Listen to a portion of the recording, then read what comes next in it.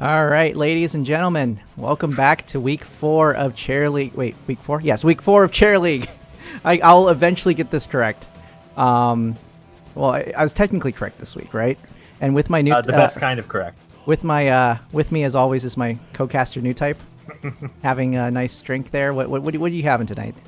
Tonight it's just an old standard, one of my favorites, just a good old Jim Beam white label standard, good old fashioned Kentucky straight bourbon.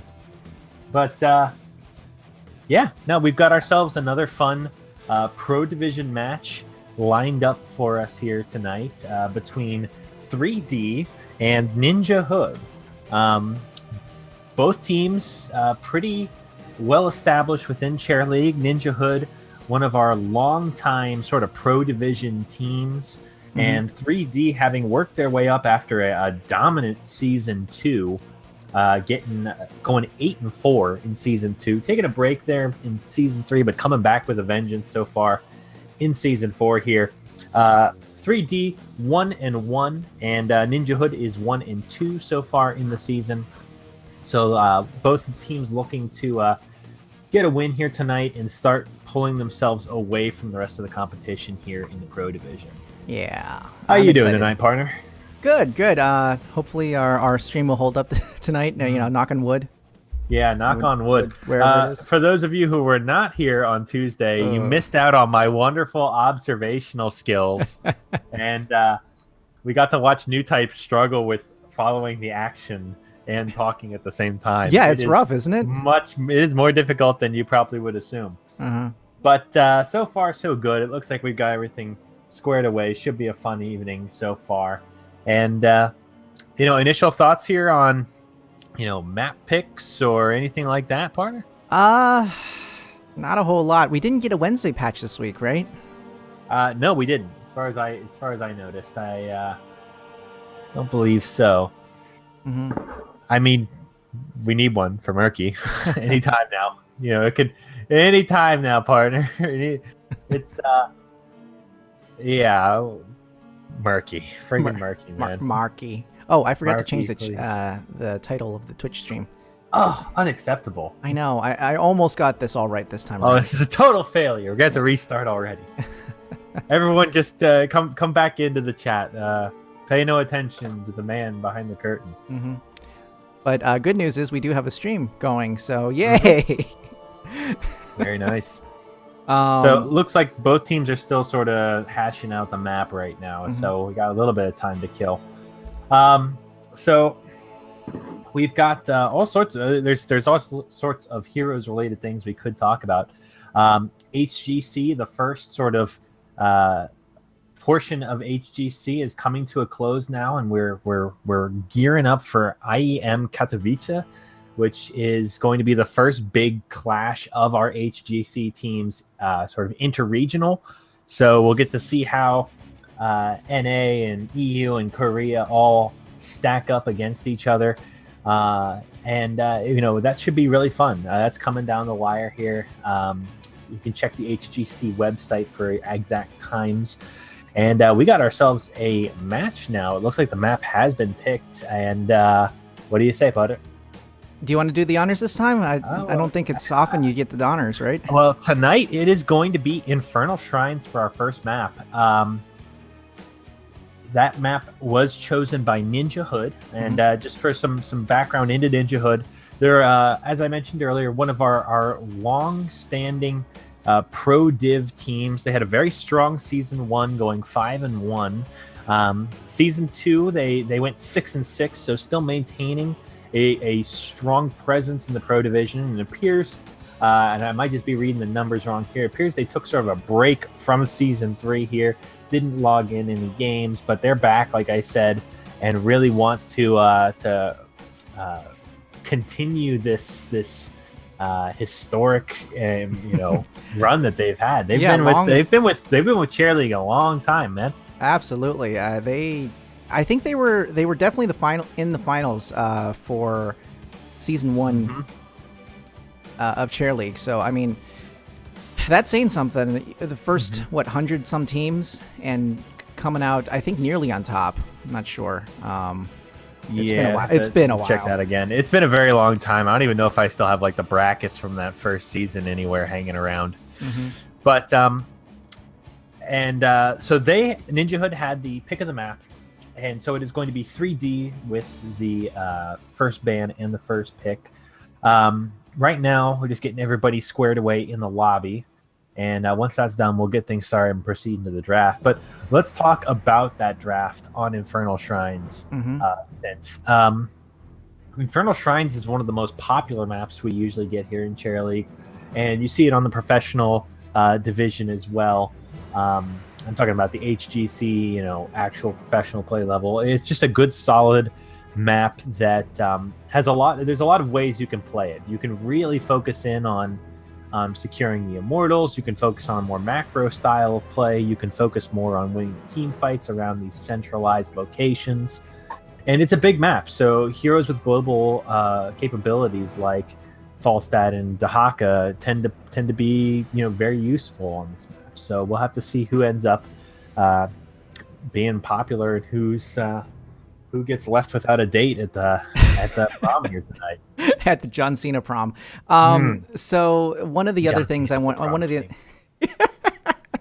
who's the prom queen then? It's a chair. Well, it's actually a chair. It's actually a chair. It used to be Kerrigan. The office has been vacated and is now open for new takers. All right. So one hero I do want to mention on this map, a MVP of sorts, is Dahaka. Dahaka should be watched for this particular matchup. We'll see. So just waiting on both teams to make sure that they're ready, and we'll get right into the drafting phase here shortly. And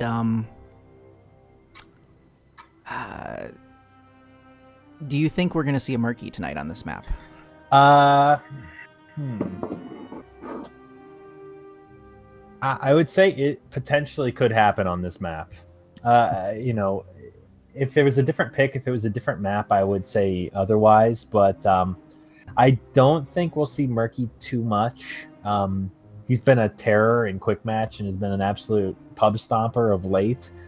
But in coordinated play, a lot of his strengths are kind of mitigated, and you really can work around Murky if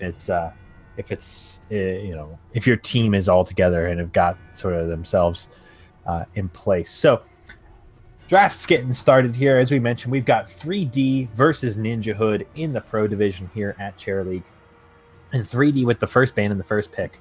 All right, is it going to be Ragnaros or is it going to be Tassadar? Well, it's going to be one of the players. No, I think Tassadar is very dangerous on this map. Although they're gonna prove me wrong right here. Although no, first ban does not necessarily need to be the most powerful hero. It needs to be the second most powerful hero. If we want to repeat what we've been saying for the last year. So Ragnaros is immediately locked out by 3D. They don't want any of his shenanigans. He's super strong on this map. I could say that for every map. He's super strong on every map. And Murky's banned out by NinjaHood. Oh my god, we live in a world where Murky's a first ban. I love it. Well, then there's Tassadar picked. So like I said, Tassadar is very strong on this map, and we can see Tassadar prioritized exactly as such. Basically, the power that he provides is instant health. He has essentially shields.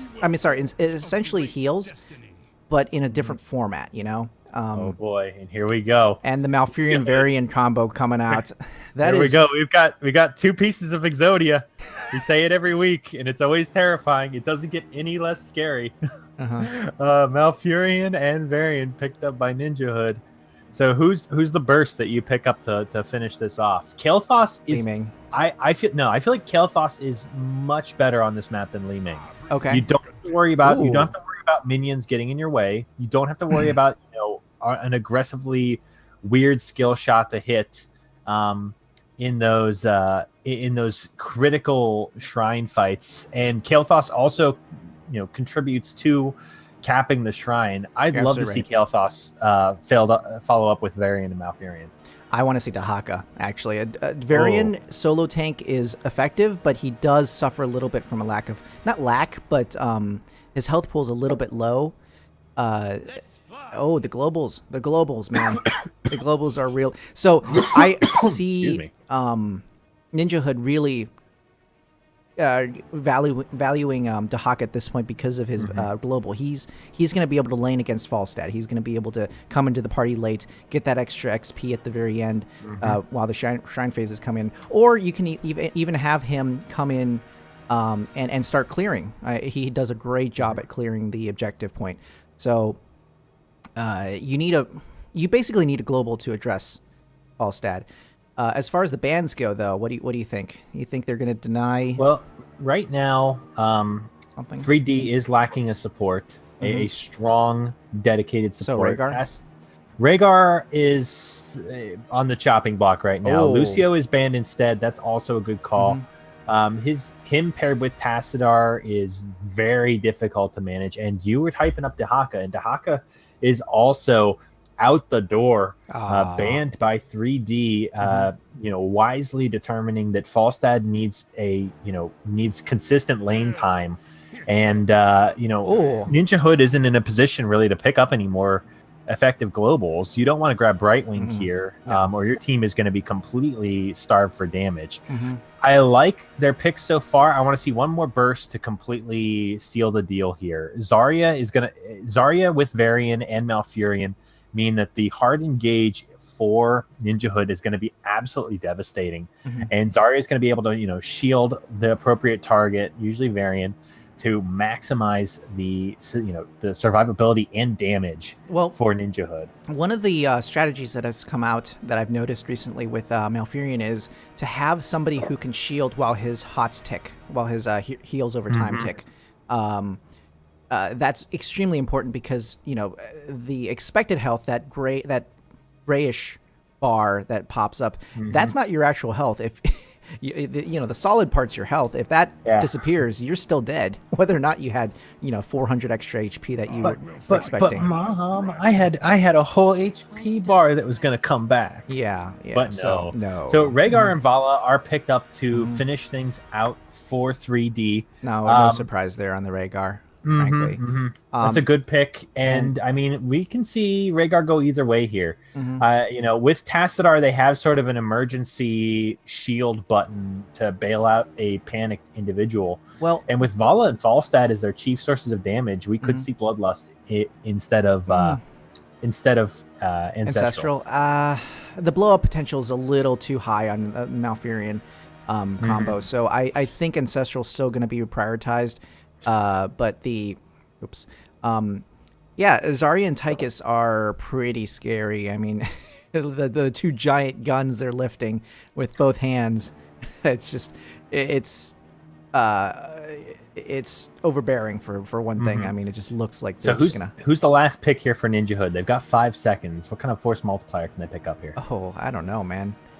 Definitely. They need a burst. Li Ming? Jaina or Kael'thas, I'd love to see right here. Hammer. And Sergeant Hammer picked instead. This is fantastic, actually. I love it.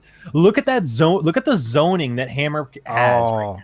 If you step even halfway to her range, Varian charges you, you're rooted, and then Zarya, potentially with Expulsion Zone, Hammer is exactly what NinjaHood needed to round out their composition. I love it.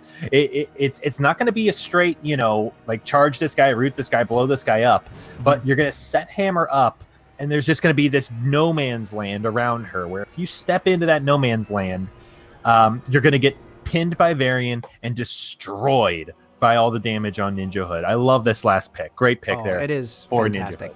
One thing to note, the amount of the amount of wave clear that you're looking at on the side of NinjaHood is a little bit lacking, or not wave clear, objective clear. And that's where Sergeant Hammer comes in. Sergeant Hammer is just as good as, Rhaegar, as, frankly, any one of the team members. I would give it to 3D on the objective wave clear. Every player they have, every character they have has some form of wave clear. So let's get this party started here. In the blue team on the left-hand side here, playing for 3D. We've got Fancy Pants on the Falstad. Tiny Terran on Vala, Shadow Blades on Tassadar. We got Ruckle on Rhaegar and Res Slayer on ETC. And on the right-hand side here, playing for Team NinjaHood, they're in the red trunks. We've got PLK 36 on Sergeant Hammer, Ojama on Malfurion, Phenomenon on Zarya, Spartan on the Varian, and Fats on the Tychus. Mm-hmm. And is this a comeback of the pleb horse meta? I mean, I see Malfurion on the pleb horse, and I saw that. I see basic Sergeant Hammer skin. I love scouting drone at level 1. Oh yeah, if you're a Malfurion and you're playing on one of the Diablo themed maps and you don't have a really good innervate target, like Varian's okay, but he's no Jaina. Take scouting drone. It is so beneficial around these objective locations. It's so good on Battlefield of Eternity in that central area with all the vents. So here we go. We've got top laners. We got Falstad and Tychus managing the top lanes while the other 4 members do rotate from mid and bottom here. Take a quick peek at any other talents that are sticking out here. We do see Demolition's expert from Zarya, so she is going for the Q-based build to empower from particle grenades. And we're seeing Templar's Will, which is the attack damage quest talent for Tassadar. So long-range distortion beams. Most Tassadars you'll see oftentimes take the Force Wall with this, since you get a long-range beam and a slow baked into that beam. Mm-hmm. But we'll see. We'll see if they go with the Force Wall or if they go with the Archon when we reach level 10. Yeah. One thing to note, no Q build out of Vala. I was considering, thinking about that with the amount of damage that you can build onto Q. But looks like she's gonna go more traditional. Seasoned Marksman coming out of Falstad, though. That means that we're auto attack Falstad. I mean, you did say potentially Bloodlust. Oh my God, the dream! The dream is coming in.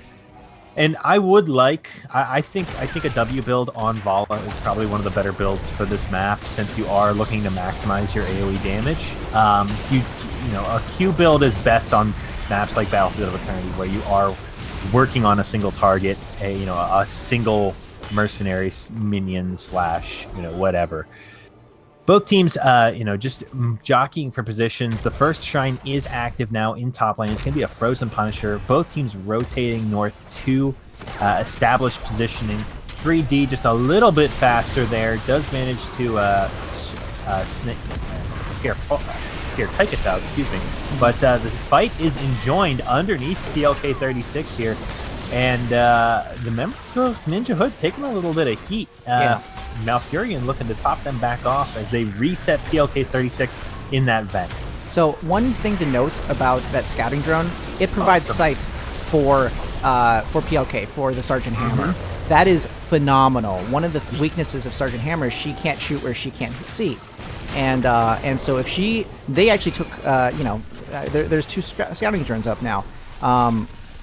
Which is normal, but with both of those up, she basically has no vents that she can't see, especially with the other 2. I mean, they are completely zoned out at this point. They don't want to go into that massive amount of damage that PLK can put out.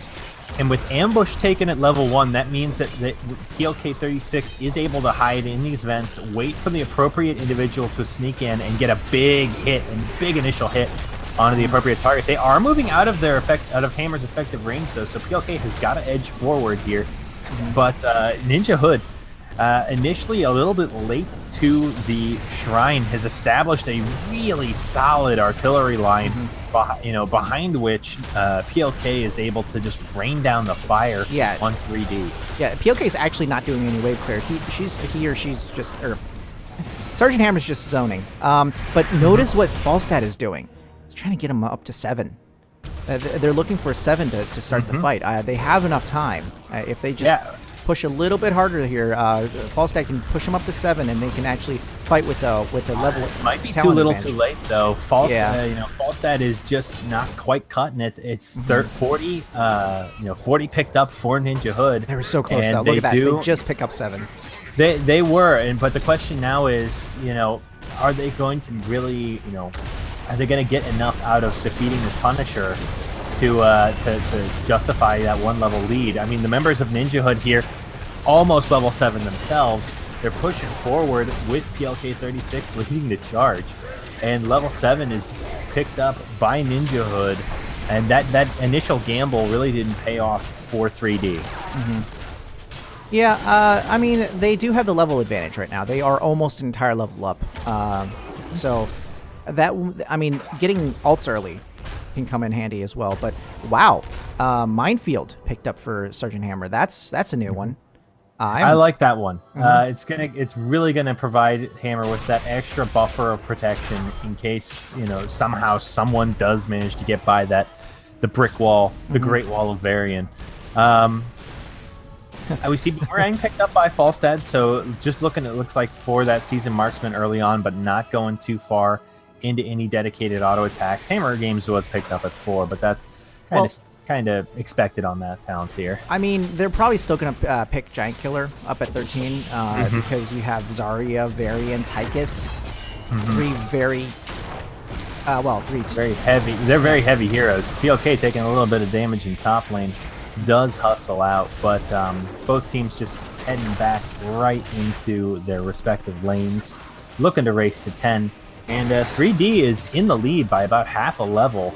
Unless there's a dramatic turn of events here, unless somebody grabs a pick, it looks like 3D is going to win the race to level 10.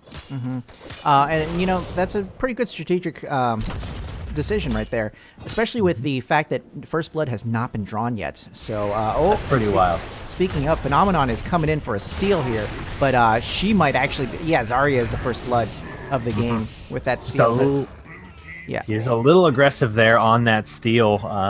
Kind of tough to be on the opponent's side of the map there. Oh, and Rhaegar chasing where Rhaegar should not have been chasing is gonna get knocked down by those last little mines there. Those mines. Oh, getting instant value from the minefield talent is our Sergeant Hammer. Cleaning up Rhaegar there. Yeah, but Cleanse picked up. I thought he was going to get away with like 7 hit points there. Yeah. Interesting. NinjaHood is coming in for pokes with a level 10 deficit. Level 10 is not picked up for NinjaHood. That is really, really ballsy there. They're going to play super hyper defensively underneath the aegis of Sergeant Hammer. You really can't just walk up to her as Red Slayer walks up to her. Yeah. I mean, with 10s though. With 10. So that is a pick on Malfurion. Red Slayer and Fancy Pants confirming that kill. And it looks like this is going to be a Punisher in favor of 3D as NinjaHood just now grabbing their level 10 talents. We're seeing sort of the usual suspects of Napalm Strike, Twilight Dream, Expulsion Zone, Taunt, and Commandeer Odin. We did not see the Force Wall. We saw Archon from the Tassadar, so looking to supplement the damage on the team. I mean, Archon's been so strong since it got buffed. It's been a go-to on a lot of players, and I can't blame them. Yeah. So bot lane under siege here as Red Slayer going in a little bit deep, does get stunned by Spartan, but manages to escape, no worse for wear, as that bottom fort is getting pummeled by 3D. Yep, and Falstad is now in with the gust into the wall here. This is dangerous for NinjaHood. They're looking beautiful gust. Yeah, that was a beautiful gust coming out of Fancy Pants there. They got the necessary kill onto PLK with a stun from Red Slayer. Red Slayer, however, taking a little bit of heat. Nice ancestral healing, however, to keep him in the fight, and that also secures a kill on Varian. Yeah, Varian getting bodied out of the death pit there. And the Punisher is probably going to go down at this point with very little damage onto the keep, which that's fine. 9 minutes. This was fantastic for 3D. Yeah, they probably couldn't. That went about as well as it possibly could have. PLK falling fairly early in the engagement. Varian falling shortly thereafter to prevent any sort of counter engagement. Not that NinjaHood was in any shape really to do so. But it was a good, a good push from 3D. They got what they needed. They have a full talent tier advantage, 13 to just level 11 of NinjaHood here. And a 2-level lead, yeah. So that early 1-level lead is now becoming a 2-level lead. The timing on that ultimate was actually, or level 10s was actually extremely important because that allowed them to take the second Punisher and really push forward with their advantage and taking out 3 members of NinjaHood as a response as well. But that scouting drone, instant value right there, scouting out the rotation coming down. We'll see if they can get away here. That's actually the ultimate determination of value, huh? Yeah, so. PLK 36 falls, is brought down by 3D. Varian in a heap of trouble as well. Spartan falling too. So that's 3 for nothing. Yeah. As 3D is pushing forward, they are very likely going to secure this keep here. Yeah, they have a talent tier advantage. 13s is very strong. And with nullification on Tassadar, with face smelt, basically eliminating the run. Whoever gets hit by that is gonna have a bad day. Yeah, they're gone. They're essentially not in the game anymore. They can't move. They can't. Oh, geez, and a marsh goes out.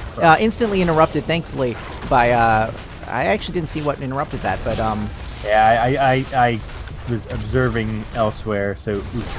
But yeah, let's see. Spartan goes in following the route from Malfurion, but a fantastic great ancestral, keeping Res Slayer alive, and 3D really dominating so far in the early game. NinjaHood still not level 13 as the next shrine activates. They're looking to catch Res Slayer alone here. I don't think they're going to be able to pick him though. That's not in position for it. The fort's still there. If the fort wasn't there, they would have been able to pick him, but then again, Res Slayer wouldn't have been that far forward if the fort wasn't there. So they're going to try to do this zoning thing again, but they really can't stay. I mean, they really can't. This is not a good fight to be taking right now. So Res Slayer, the Ancestral was used recently, so they're going after Res Slayer, but Res Slayer does survive that. Varian going down as a response. Expulsion Zone used to deny the chase. And Cleanse only just now coming back online for Ojama. I feel like you wait a few more seconds, you try and delay that engagement a few more seconds, and you buy your Malfurion the time he needs to get Cleanse back. Because against the amount of lockdown that the opposing team has, they have Rain of Vengeance, they have Mosh Pit, they have ETC power slides. They've got all sorts of means of slowing, stunning, and really making things miserable for your front line. And a Cleanse could have been critical in that last team fight. 3D taking the Punisher. We got an Arcane Punisher stomping down the yard here, as level 16 is picked up by 3D, and they've got their talents locked in. It looks like it's primarily a Mage Stad build with Season Marksman at level 1. So they have completed Season Marksman, our Falstad player, and many of the other quests have been finished as well. We're waiting on a couple more ticks of Templar's Will for our Tassadar player before he's done. But very close, yeah. Very close. Very disciplined from both teams to get their quests finished promptly. Yeah, this is a bit of a snowball. Yeah, Cleanse coming out on the Zarya, but it just wasn't enough. Mosh Pit was interrupted, but another clutch Ancestral Healing onto Res Slayer is just making this a nightmare for NinjaHood, as 3D is going to secure their second keep. Punisher going in for another jump. Does catch Bats, but Spartan is able to peel in time, prevent any further follow-up damage. Yeah, so this is not the end of the game just yet. They did successfully defend. There's no damage on the core just yet, but 18 to 13 is really, really hard to come back from. That is one heck of a deficit. I mean, you got to get to 16 before you can even take a decent fight here, and they are so pushed forward. I mean, like, we got catapults coming in the bottom. I mean, there's a timer on this game right now. Now, PLK does do a great job of wave clearing. I mean, you can see him one-shotting using one-shotting an entire wave using his ult. Well, not one-shotting, two-shotting. But yeah, but at this point, like 3D is firmly in the driver's seat, and it would require a very serious misplay on their hands to drop this lead to this point. Yeah, so they need to paint the map blue. Yeah, You get the pressure out there. You push the lanes up. You force a misplay. You make sure that the opposing team cannot, hide in a bush and get a gank going. You keep them in their base. You keep them there. Oh, speak of the devil. Speaking of Chinese Bushmen. Oh my God. False stat is going in. God tier flight does get in. Res Slayer diving deep. No mosh pit just yet, so it is going to be just a straight up team fight. Archon is popped by Tassadar, and they do secure a 1-for-1 trade. Down goes the Varian, though, so that does tilt the table in favor of 3D. Yeah, Malfurion's down as well, so no healer, no tank. This is probably going to be a give. I mean, honestly, the timers are low enough that they do have a chance to come back here, and the shrine is activating right this second, so they might decide to go back, play it safe a little bit, force NinjaHood to basically defend. It's a bot shrine, which is like the worst case scenario for NinjaHood. You really want a shrine you really want it to be in the middle where you still have a wall to pull the Punisher over, where you still have a keep. But this Punisher is just going to go straight for the core. Yeah. And this is the best thing that 3D could have hoped for. Oh, and it's a mortar Punisher too. We'll see. So this is make or break for the members of NinjaHood at this point. And this is the best engagement they could hope for. Yes. Level 20 still not here for 3D. Like, as dire as this situation is, it could be a whole lot worse. As NinjaHood pushing in under the range of PLK 36, you see that graduating range slowly extending out as PLK sets up shop. Varian even dropping the banner to ensure that they take a minimal amount of damage, and the teams are slowly extending and retreating their various battle lines. But 3D, that clear that they have, the Tassadar range, able to really pull in those Shrine Guardians. Vala also contributing with the W. Wow. And, despite pushing 3D completely off the Shrine, NinjaHood is not able to convert, and Falstaff with another God tier flight goes in and gets the Mighty Gust. Follow up on Phenomenon and Spartan. Phenomenon does fall. PLK in danger. Has got to pop the thrusters. And this is looking like game for 3D. I think they've got this one in the bag. Oh, I thought that was Mosh Pit. Yep, it did get interrupted. I was wondering what happened there. Yep. So very little chance that this is not going to be the end of the game. 20s to 16. That GG called from Zarya. That is very likely the Punisher and the members of 3D taking down Game 1, or taking down NinjaHood for a win on Game 1 here. So, wow. Yeah, we got hyped about the Sergeant Hammer pick, and then it just didn't quite play out. NinjaHood conceding just too much ground in that early game, and just sort of never managing to get back into the XP race. Look at that hero damage, though. Holy crap. That is pretty crazy. And it's crazier that, like, despite all of that damage, there were only 2 kills secured for They couldn't NinjaHood. convert. Yeah, I mean, Tassadar shields were probably... Rhaegar was healing, Tassadar shields were going, and Prog Rock on ETC as well. I would like to point that out. ETC also probably doing a decent amount of healing. But yeah, look at Falstad's XP contribution. I mean, that is the great unsung hero of this game. Yeah. Falstad with nearly 20,000 XP contributed for his team.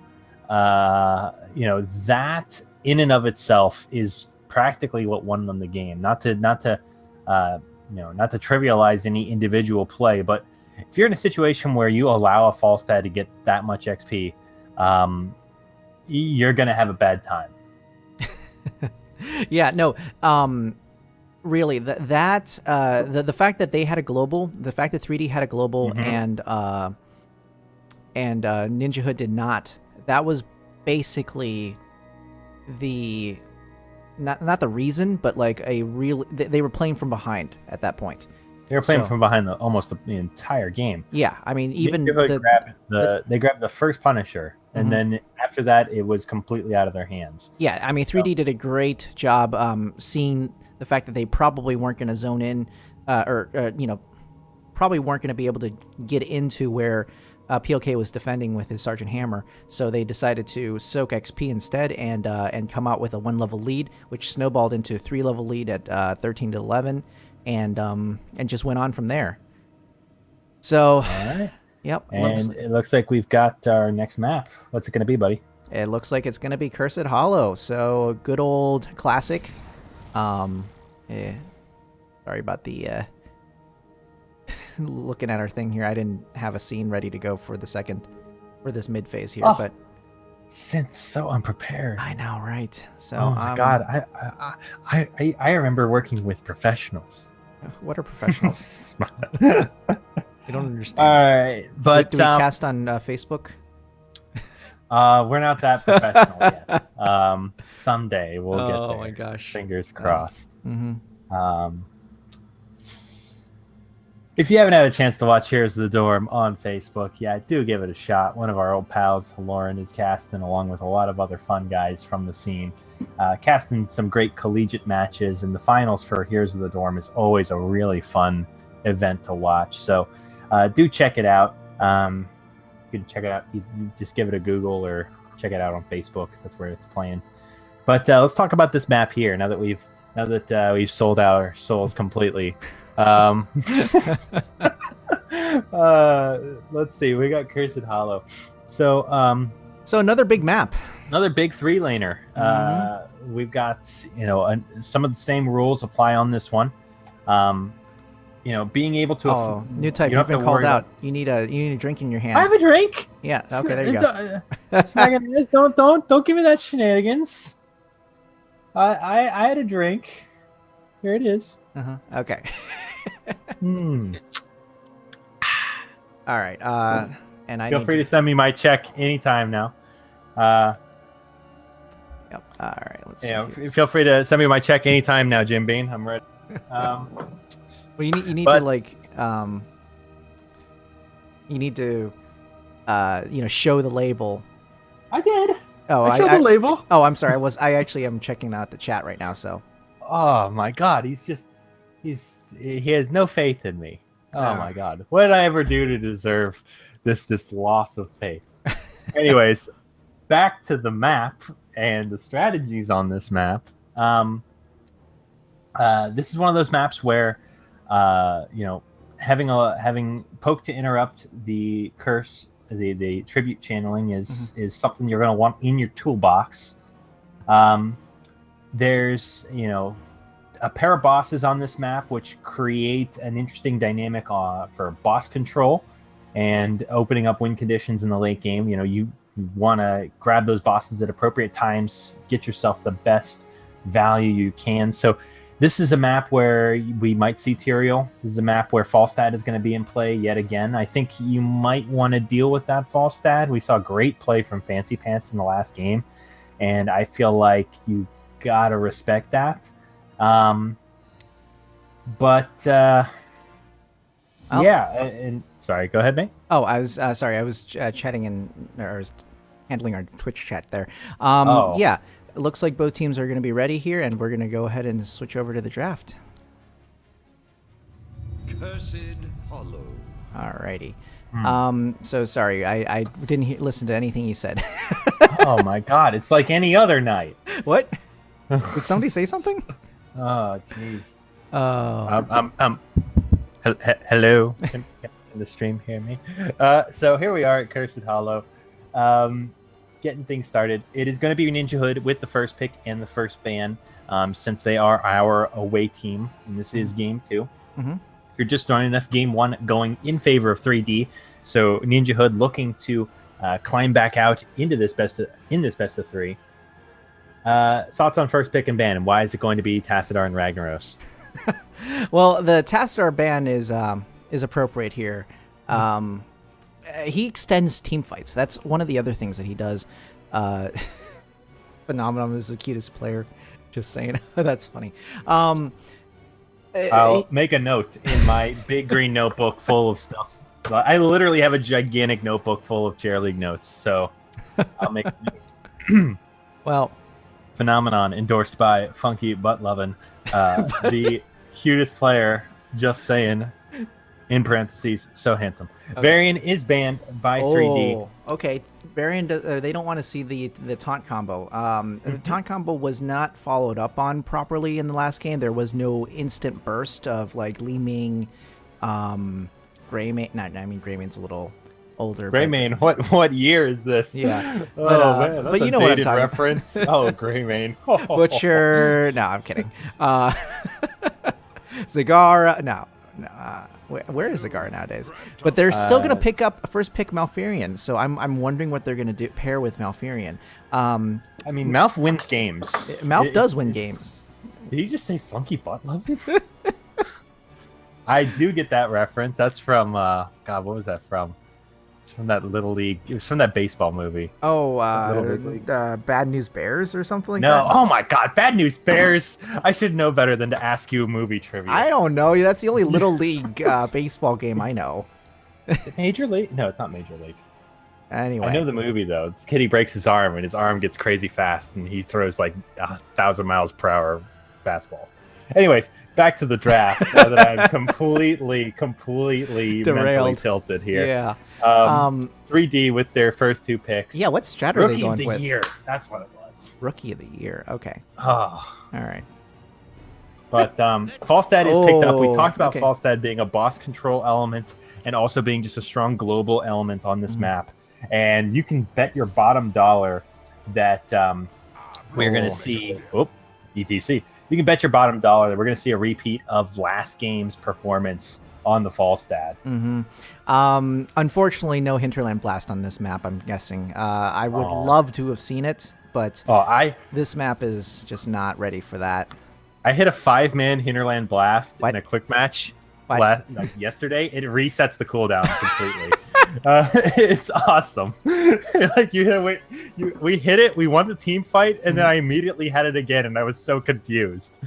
So all right, yes, believe it or not, Falstad does have another alt. Beyond. So that follow up, Li Ming follow up, yo. I don't know if they're listening to this, but. I'm on another level right now, man. I'm sorry. All right, so Li Ming is picked up by NinjaHood. Oh, and baby Ragnaros. Okay, we finally do see Ragnaros. Ragnaros has been banned in basically like every single Chair League match we've ever casted, though. So this is a first. Yeah, we'll have to see. I'm excited. My palms are sweaty. Yeah, we'll have to see if it's was it Dami level Ragnaros? Can't remember if it's Dami or. I don't know any like pro Ragnaroses because he gets banned in every game. Good point. Sure. Good point. Let's just say Dami. Okay. Dami. He's good at the game. He's good at the game. Fan's good at the game, right? I reckon he's good at Ragnaros. I mean, he's just shit with everybody else. All right. So now that we're done shitting on everything, we're not done. No, we're not. Dahaka's looking like it's going to be addressed again. That's smart. Dahaka is another global hero that is just. If you ban out the global heroes, or at least if you choke them on the global heroes, they have to pick something weaker than the best, which Dahaka is probably one of the best global heroes at this point. He's one of the best solo laners too. Oh, which, yeah. You know, NinjaHood have obtained ostensibly their solo laner with Ragnaros, but you know, a 1-3-1 can be an absolute pain to deal with if you don't have a good solo laner to match those. Lucio banned again by NinjaHood too. Wow, they really don't want to deal with Lucio, huh? I mean, I don't blame him. Lucio's that instant shield, like that ult, is it's like. It's fantastic. I mean, yeah, it's really fantastic. Good. It's like Storm Shield on steroids. Let's put it that way. And both his ults are really competitive. Both his ults are frighteningly good. Well, yeah, the other one's like Earthquake, right? The other one, it inverts his song on the enemy team. So if your song is currently healing, it's doing a dot. Oh, okay. If your song is currently speeding up your troops, it's giving them a slow. So Zarya and Tychus picked up by 3D picking up the combo from NinjaHood. They've got some strong contenders here. Ragnaros with a lot of HP, and NinjaHood has not yet revealed their tank pick. Tychus off the table now, and that's going to force them into do you go with Muradin now, and knowing that HP bar might get just shredded by Tychus. So one thing I wanted to also point out, Li Ming probably picked up to address Mosh. The last game, Mosh was addressed very consistently, but they needed somebody with a little more damage to stop that Mosh, and Li Ming is probably one of the best. And also Johanna is extremely good at stopping Moshes, so likely stage dive on Cursed Hollow here. Yeah, and I like this. Ooh. And Murky's picked up by NinjaHood. Oh my god, they're playing to the meta. Oh, Rain or Murky. Yeah, who do you pick up now? Well, support is needed by 3D unless they really want to surprise me. Zarya's a support, right? Here comes that surprise last pick Butcher. But Rhaegar now. It's Rhaegar is picked instead. Rhaegar's so good. You can't just ignore Rhaegar. Yep. But let's talk about NinjaHood with an interrupt on most of their team. Li Ming, Ragnaros, and Johanna theoretically could either talent into or just passively have appropriate counters for a mosh pit. I would like stage dive though, if for no other reason than it helped with boss issues. Did we go offline? I think we just kicked off. Ooh. Well, I think it has to do during with the game transition. Yeah, I think it's this game transition. All right, we're back on, or we should be. Let me see. Oh no, hold on, it's reconnecting. Every time, man. This is.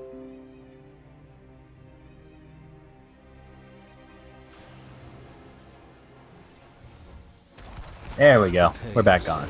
Okay. We're live. All right. So now that we've appropriately fixed the match behind everyone's back, welcome to the match. So in the blue team, on the left-hand side here, playing for Team 3D, we've got Fancy Pants on the Falstad, repeating that wonderful performance potentially from last game. Res Slayer once again on ETC. Tiny Terran on the Tychus. Say that 5 times fast. Ruckle on the Rhaegar, and Shadowblades on the Zarya. And a pause is requested by Fancy Pants. They might be missing somebody or having a bit of lag. Who knows? We'll get back to the introductions once we unpause the game. Yeah, and making sure which is back online. Yeah, we got to make sure all the books are cooked appropriately. We got to make sure we get all the make sure our bookies have everything locked in. I didn't say that out loud, did I? What? Pause the game. Oh crap! But no, it's like pause the stream. Take the stream down. Quick, take the stream down. Oh no! Beep the stream. The secret's out. Oh, it looks like Zarya is left in camp here. So Shadowblades, not the only one having connection issues. Yeah, it's something with OBS. I'll have to figure that out at some point. But luckily it's during the transition, and luckily this time we came back successfully. So, no harm, no fault. So 3D is indicating that they are ready, and we're gonna get this party back into motion. And here we go. So we've introduced 3D, and on the right-hand side, in the red, playing for Team NinjaHood, we've got Spartan on the Johanna. We've got PLK 36 on the Li Ming this time. We've got Ojama on Malfurion, and peeling north, we've got Fats on the Murky, and rounded things out is Phenomenon, as so I've heard, cutest player, just saying, so handsome, on the Ragnaros, as vouched for by Funky Butt Lover. I'm going to say that as many times as necessary during this stream. That's fine. So Murky doing Murky things up north, and Esports coming in mid here. Johanna is a brick wall, as always, so Johanna will not be addressed as any target. They look like they've seen Murky up in top, so they're just going to go ahead and ignore the team fight in mid and rotate down. Let's take a peek at these talents, bro. We got to talk about something. Uh-oh. All right, Season Marks picked up for Falstad again. Okay. That's what you wanted to talk about, right? No, we got a fishy deal coming out from Murky. The bribe stack. So 7 stacks of bribe to killing a target with your pufferfish, granting a stack of bribe and a stack of 7 stacks of bribe to pick up a mercenary camp. That, if not addressed, now you have to kill that pufferfish every single time. That pufferfish is going to be a nightmare. But the members of 3D seemingly not caring, just completely demolishing the top wall, getting both towers and the gate within the first minute and a half here. Yeah, that 131 from 3D seems to be a little bit tougher to handle from... sorry, that 131 from 3D seems to be a little bit tougher than the one from NinjaHood. NinjaHood is able to take down all the shots from top tower on the bottom. And it looks like they are going to be able to take down the bottom tower as well and start on the fort, but they're forcing Fancy Pants back. Yeah, while we're talking here, 3D has already taken the fort. Smokes. That is holy smokes, insane. That's not good. No, that's not good. And Fat's actually if you're walking back from base. Did he lose an egg? I don't remember seeing him lose an egg, but then again, he may have. I mean, that was a... I feel like I would have noticed that, of all things. So, right now, the edge is definitely in favor of 3D. A full level ahead here, level 5 to level 4. Fancy Pants a little bit low in bot lane, but does manage to sneak away. About 230 HP. Yeah, 0.25 on death, so no, he did not lose an egg. He just forgot to put an egg down. I mean, you know. So Malfurion gets picked up in the mid lane, so that's another bad timing. Another bit in favor of 3D. They so far have been playing this very well, isolating the Murky lane and just absolutely dominating it. Murky, still off on his own. The members of 3D, this is basically a freebie phenomenon going in for an interrupt potentially, but ends up taking a huge amount of damage and is picked off by the 4 members of 3D. Yeah, that's a 5 stack right now going on for 3D. That was really dangerous for Phenomenon to be there, and he paid the price for it. So they're actually going to start on boss now. Wow, that is a strong confidence. Yeah, that's confidence right there. I mean, they have vision of Leeming in top. They know Johanna's in mid. They know Murky is there now. They know he's at the giant camp. But that boss is a huge issue for NinjaHood right now. I mean, 3-4 minute boss. It's not a lot of health. And they're supporting this push aggressively though. Same 3 individuals who pushed that top lane into oblivion are now down south with a boss supporting them. And Phenomenon's is he gonna pop Molten Core here? He does. Phenomenon with the Molten Core. Yeah, he has to at this point. This is just, I feel like this is not going to accomplish a whole lot. Your Phenomenon buying a few more seconds, as this bottom fort is most surely going to go down underneath this boss and the 3 members of 3D. But this is also distracting from the curse that just popped up. The objective that just popped up. They did down the fort as well. This is they cannot address this. 3D is going to go ahead and pick up the second objective here, and while the boss is still alive, and Murky actually rotating down to help out. This is so far this has been an absolute disaster for NinjaHood. Fancy Pants in the top lane continuing that push, is getting all the value in the world, and I just feel like this is getting out of control here already. Yeah, this amount of snowball is kind of scary for the members of NinjaHood. I mean, what do you do here? You gotta de-push their 4-man rotation here. Like Fats is actually with the rest of. Fats can't find a lane to push alone. Like Fats really can't find a spot where he can go off and do Murky things.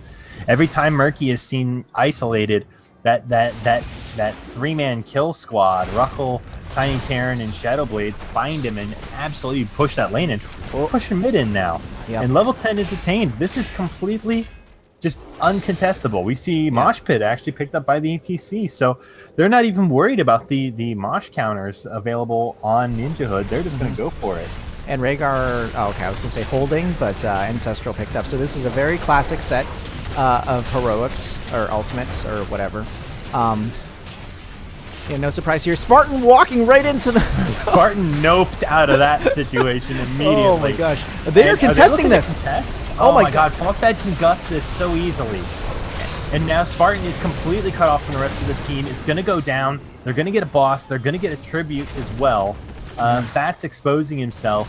And Fancy Pants having none of that. Fancy Pants covering up that exposure. No way, man. And you do not want us exposing ourselves. Name that movie.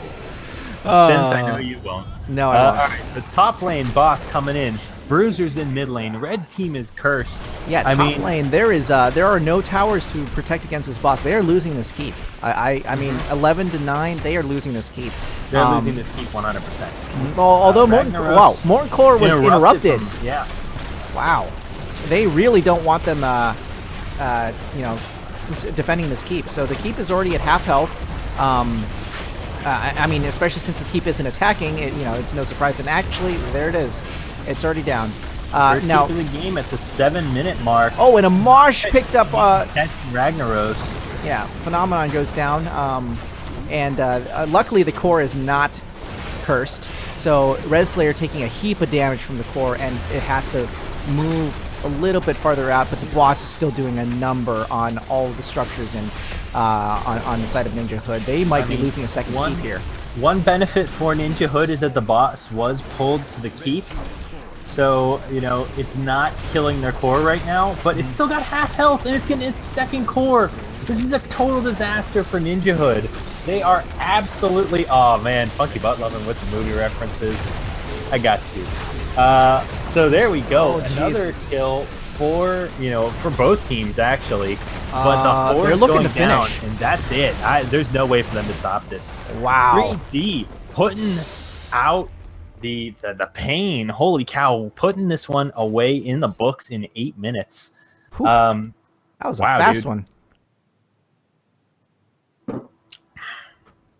57% win rate. Be damned. Murky not paying off the way that NinjaHood was hoping, and we saw just an absolutely devastating lane push from the three-man group on 3D. Shadowblades, Ruckle, and Tiny Terran just laying down the law and demolishing those buildings early in the game. Yeah. That was a tough one, man. Yeah, that was hard. It's hard to say. It's hard to point out, where NinjaHood can adapt and change on that one. When it was just so complete. You know what I mean? It's hard to tell where we want to begin on that one. I think Murky is a little bit overvalued in competitive play. I'll put that out there. Like I said, yeah. If you have a global, at the beginning of the game.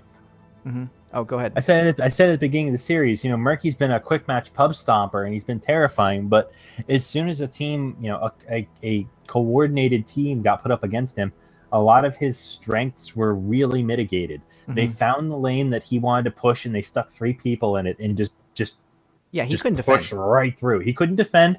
He couldn't do a thing. He was constantly being pushed back. His puffer was getting killed.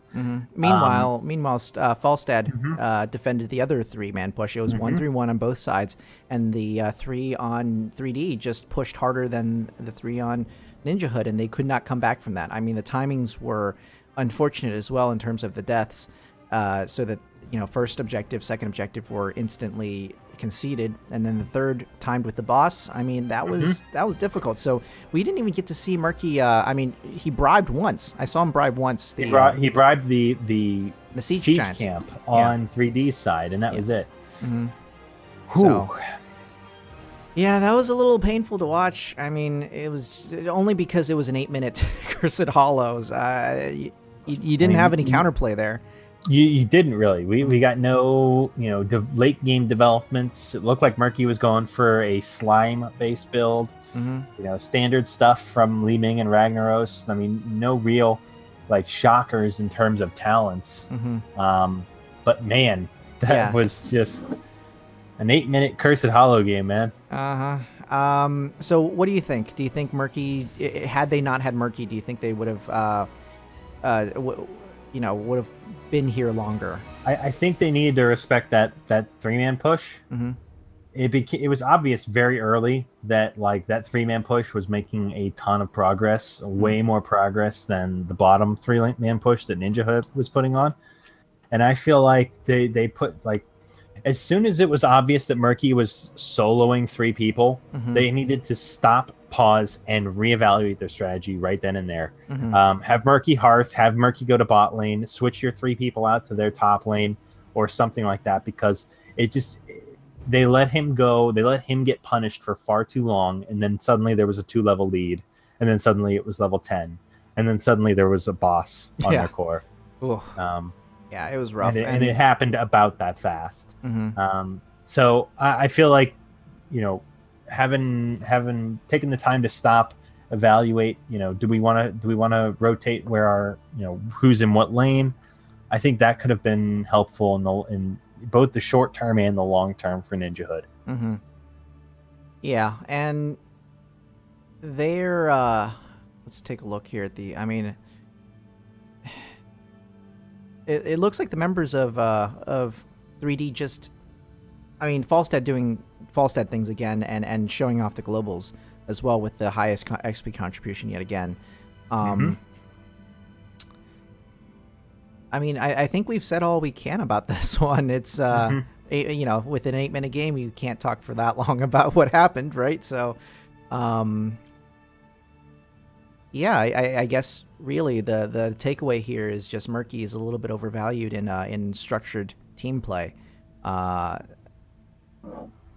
Any other takeaways you can come up with, New Type? If you're a team that's playing 3D in the future and you're watching this VOD to try and do research, don't let Fancy Pants have Falstad. Yeah, or I mean, they did Res Slayer with ETC as well. So yeah, Res Slayer did not die once this entire set. Oh yeah, you got a good point there. He did a good job. Did he take what did he take this time around? Block Party. Okay, that makes sense. Against Johanna Ragnaros. Okay. Yeah. Well, I guess that'll do it for us tonight. I didn't expect an 8-minute game too, but you gotta roll with the punches, right?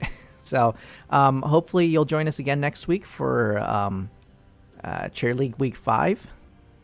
Yeah, I'll get that right eventually. And you can follow me on Twitter at SynthParadox. I'm just SynthParadox anywhere. You see that name, it's probably me. And New Type, I'll let you do your honors.